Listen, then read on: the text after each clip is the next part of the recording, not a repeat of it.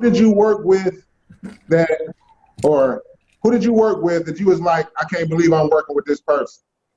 Is anybody like you was surprised you was actually working with, like looked up to?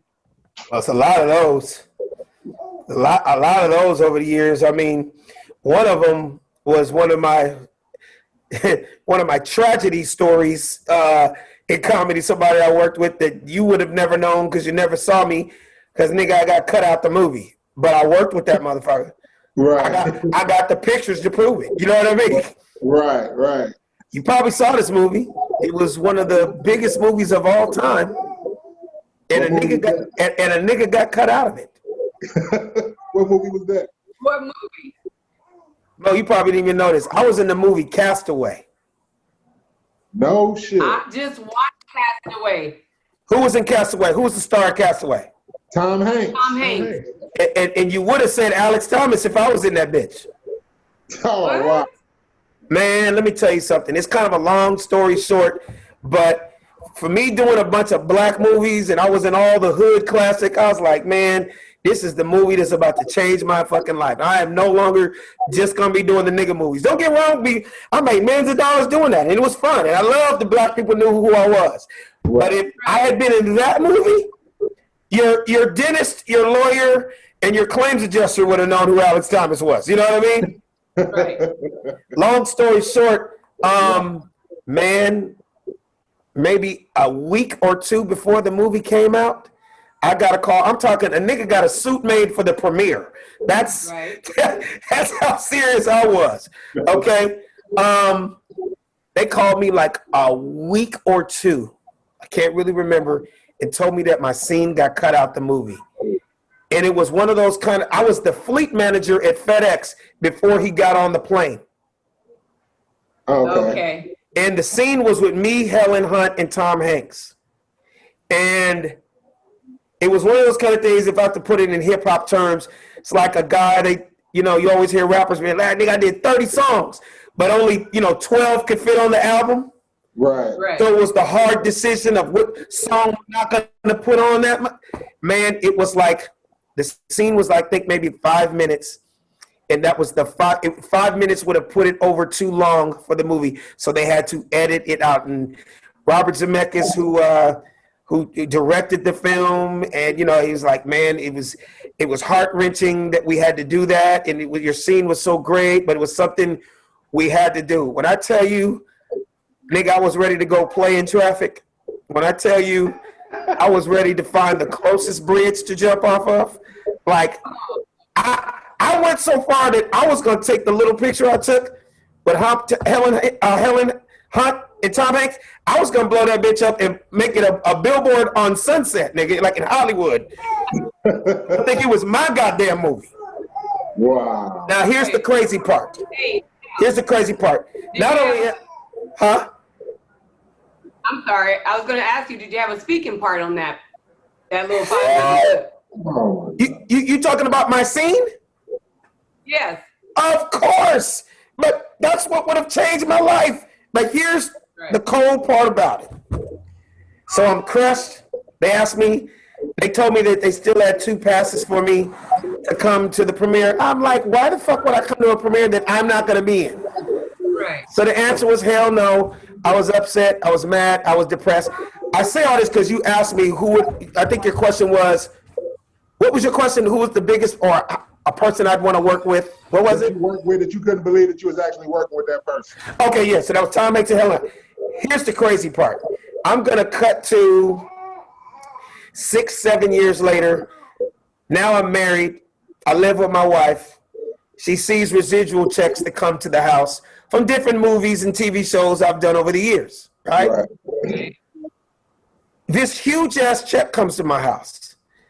She knows the movies and TV shows I've been in over the years, but she saw this. She was like, Castaway? You wasn't in that motherfucking movie. I seen that movie. What were you in? I was like, what do you mean Castaway? I was cut out of that movie. What are you talking about? I grabbed the check. I'm not gonna tell you how much it was. It was one of the biggest residual checks I've ever got in my life. Wow. I could not believe, because when they cut me, I thought it was the end of the world. I was ready to go jump off a bridge. Right. The last thing I was thinking was that they were still going to pay me for this movie. Right. I knew I got paid for the days of work that I did when I filmed that motherfucker. You know what I mean?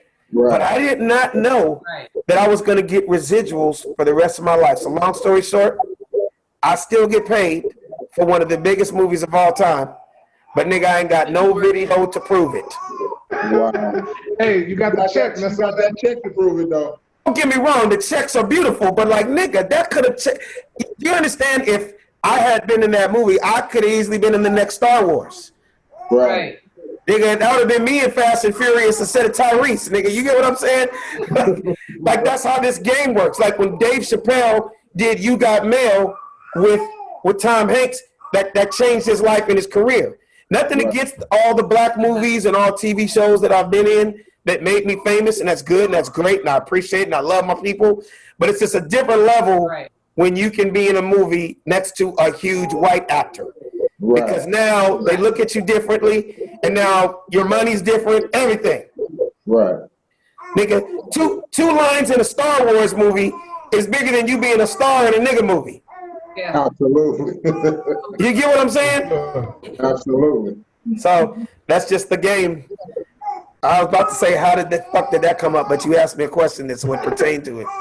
All right, so I got a question for you. So, with the TV shows that you've been in, the comedic shows, things like that, we want you to rank them in order. I'll give you a list of shows and which one was the funniest to the. I don't want to use the word least funny because they're all funny shows, but just this was the funniest for you, and this is probably the least funniest out of all those watching, or if you were in, whatever the case may be. So the first group goes like this. If you had to rank these in order, from Martin, Fresh Prince, Jamie Foxx, and the Wayans brothers, how would you rank them in order from the funniest to the least funniest? Jesus, you're right. They were all funny. And I learned a lot on all of them. And all of those guys are my friends. And all of those guys had different, athletes would probably tell you the same thing, right?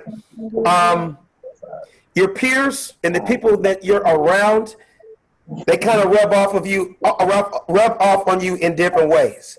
You learn and you pick bits and pieces up from different people. You know what I mean? From being around Martin for years, hey man, that rubbed off on me. It was different than being around Jamie for years.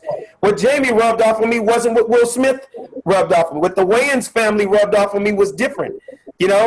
Being around Keenan Ivory Wayans and Damon Wayans for all those years, they taught us more the business side.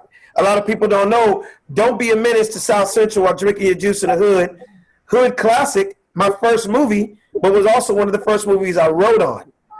So Keenan taught me how to write comedy and kind of know the business behind it. You get what I'm saying?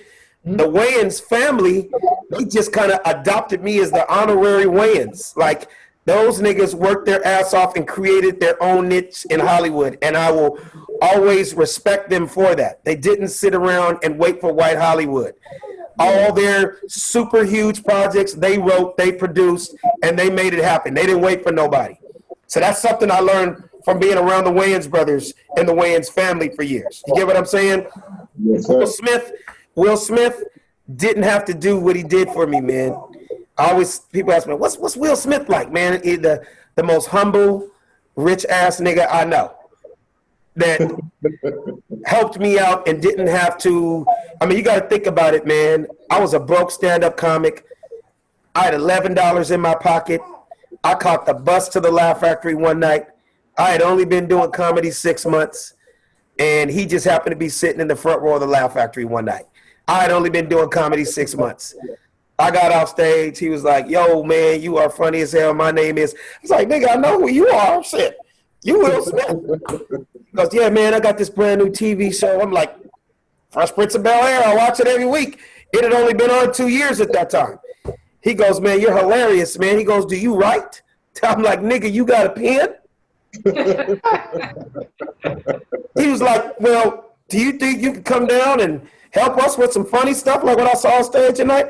I was like, hold on, let me check my schedule. Yes, nigga, I'm available. right? He said, so when do you think you can come down? I'm like, nigga, now? Can I get a ride with you? I caught the bus up to this bitch. The rest was history, man. I was literally there the next day, and for 4 years, 88 episodes.